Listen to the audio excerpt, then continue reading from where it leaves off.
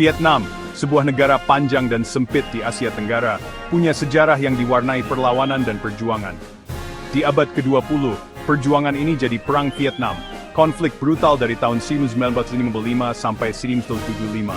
Itu adalah perang saudara antara Vietnam Utara dan Selatan, dan perang proksi antara Amerika Serikat, Uni Soviet, dan Tiongkok. Hutan lebat dan jalur Ho Chi Minh membentuk pertempuran, sementara Laos dan Kamboja yang bertetangga ikut terseret. Akar perang ini berasal dari kolonialisme Prancis dan pembagian Vietnam setelah Perang Dunia II. Negara itu terpecah komunis di utara, non-komunis di selatan, dengan rencana pemilihan yang tidak pernah terjadi. Amerika Serikat ikut campur, bertekad menghentikan penyebaran komunisme. Perang meninggalkan luka mendalam di Vietnam dan mengubah pandangan Amerika tentang dirinya sendiri. Memahami konflik ini menunjukkan biaya perang dan kerumitan politik global. Kita akan mencari tahu kenapa perang dimulai, siapa yang bertempur, dan bagaimana perang itu mengubah hidup. Perang Vietnam lebih dari sekadar pertempuran, itu adalah perjuangan untuk identitas, ideologi, dan kelangsungan hidup.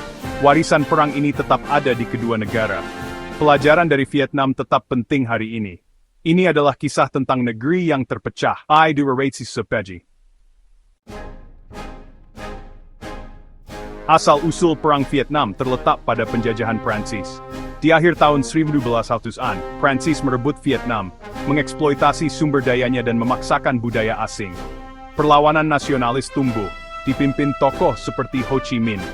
Terinspirasi ide-ide global dan berkomitmen pada komunisme, Ho mendirikan Viet Minh pada tahun 1941 untuk melawan penjajah Prancis dan Jepang. Setelah Perang Dunia II, Ho menyatakan kemerdekaan, mengutip Deklarasi Kemerdekaan Amerika. Tapi Prancis kembali memicu Perang Indochina pertama. Taktik gerilya Viet Minh menghasilkan kemenangan mengejutkan di Dien Bien Phu pada tahun 1954. Perjanjian Jenewa membagi Vietnam di paralel ke-11, komunis di utara, pemerintah yang didukung AS di selatan. Pemilihan nasional untuk menyatukan kembali negara dijanjikan pada tahun 1956, tapi tidak pernah terjadi. Janji yang tidak ditepati ini menyiapkan panggung untuk konflik baru yang lebih mematikan. Benih perang Vietnam ditaburkan dalam kolonialisme, nasionalisme, dan persaingan perang dingin. Perjuangan untuk kemerdekaan menjadi medan perang global. Nasib Vietnam akan segera menarik kekuatan super dunia. Perjuangan 100 tahun untuk kebebasan masih jauh dari selesai.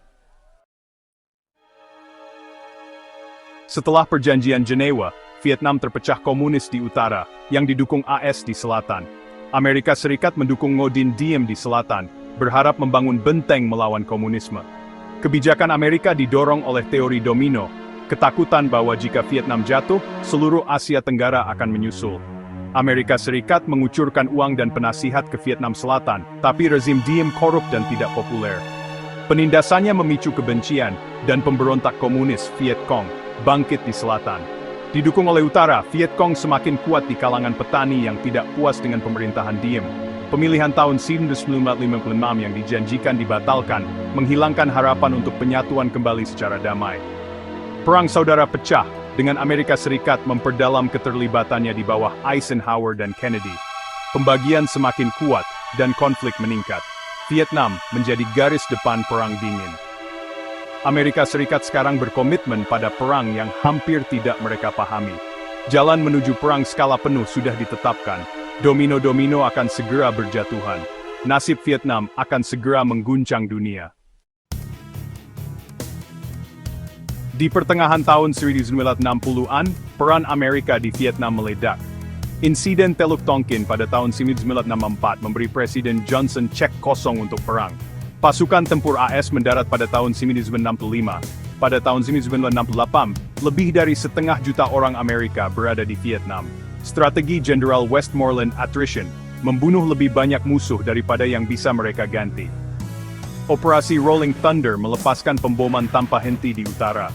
Tapi Vietnam Utara bertahan, dan taktik gerilya Viet Cong membuat pasukan AS frustrasi. Tentara Amerika menghadapi musuh tersembunyi di lanskap yang tidak bersahabat. Perang menjadi rawa, tanpa kemajuan yang jelas. Masyarakat AS diberitahu kemenangan sudah dekat, tapi kenyataannya suram. Perang berlarut-larut, korban bertambah, dan harapan memudar. Vietnam menjadi ujian kemauan Amerika dan sumber penderitaan nasional. Eskalasi menyiapkan panggung untuk titik balik. Dunia menyaksikan konflik itu lepas kendali.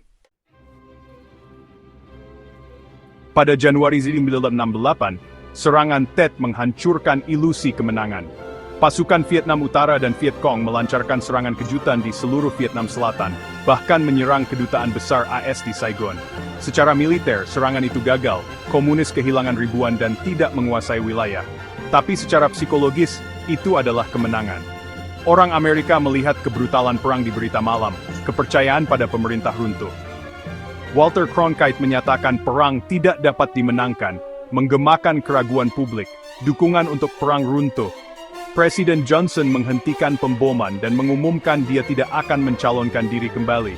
Serangan Tet menandai dimulainya penarikan Amerika. Mitos kemenangan yang akan segera terjadi hilang. Vietnam tidak akan pernah sama.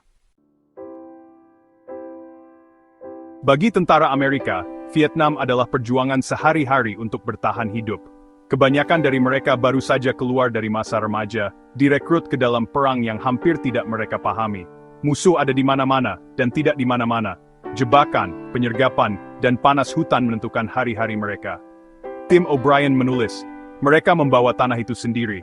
Kelembaban, musim hujan, bau busuk. Perawat seperti Marilyn Freeman memegang tangan pria yang sekarat, dihantui oleh biaya. Tentara Vietnam Utara dan Viet Cong berjuang untuk penyatuan kembali dan kemerdekaan, menanggung pemboman dan kehilangan.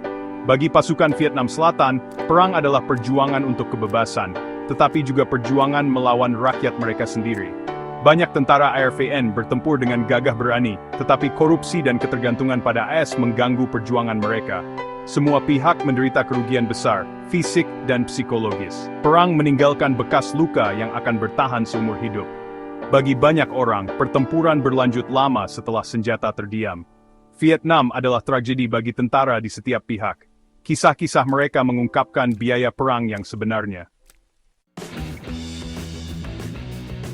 Saat perang berkecamuk di luar negeri, Amerika terpecah di dalam negeri.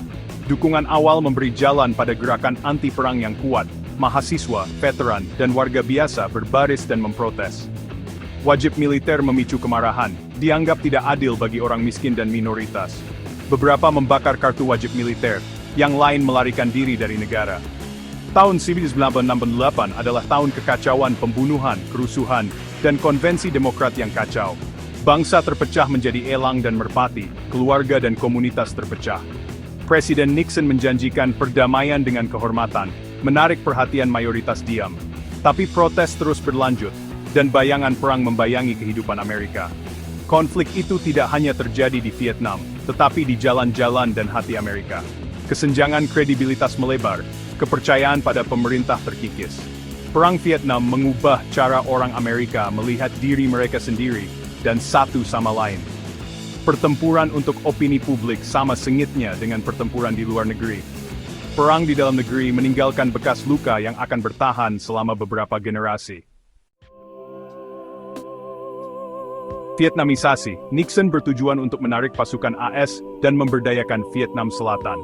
Pemboman rahasia di Kamboja dan Laos memperluas perang, memicu kemarahan di dalam negeri. Perjanjian perdamaian Paris 1973 mengakhiri keterlibatan langsung AS, tetapi pertempuran terus berlanjut. Tanpa dukungan Amerika, Vietnam Selatan goyah. Pada tahun 1975, Vietnam Utara melancarkan serangan terakhir, Selatan runtuh. Dunia menyaksikan saat Saigon jatuh, helikopter Amerika mengevakuasi ribuan orang dalam kekacauan. Pada 30 April 1975, tank Vietnam Utara memasuki Saigon. Perang berakhir, Vietnam disatukan kembali di bawah pemerintahan komunis. Bagi IS, itu adalah kekalahan pahit. Bagi Vietnam, itu adalah akhir dari satu perjuangan dan awal pembangunan kembali. Puluhan tahun perang telah membuat bangsa itu hancur. Jatuhnya Saigon menandai akhir sebuah era dan awal babak baru. Warisan perang Vietnam sangat mendalam dan abadi. Vietnam hancur, jutaan tewas, tanah diracuni oleh agen oranye, dan bom yang belum meledak masih merenggut nyawa. Bagi AS, lebih dari 8.000 tewas, ratusan ribu terluka, dan bangsa terpecah.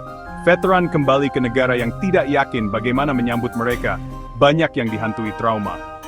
Perang menghancurkan kepercayaan pada pemerintah, dan mengubah kebijakan luar negeri AS, kehati-hatian menggantikan kepercayaan diri. Secara global, perang menginspirasi protes dan memaksa negara-negara untuk mempertanyakan moralitas kekuasaan. Di Kamboja, konflik memicu bangkitnya Khmer Merah dan genosida. Pelajaran dari Vietnam sangat penting, biaya kesalahpahaman, bahaya eskalasi, dan tantangan mengakhiri perang. Pertanyaan-pertanyaan perang tentang patriotisme, moralitas, dan perbedaan pendapat masih bergema hari ini. Kisah-kisah mereka yang menjalaninya tetap penting. Bayangan Vietnam membentuk dunia kita. Mengingat perang sangat penting untuk memahami perdamaian. Pelajaran-pelajaran itu tidak boleh dilupakan.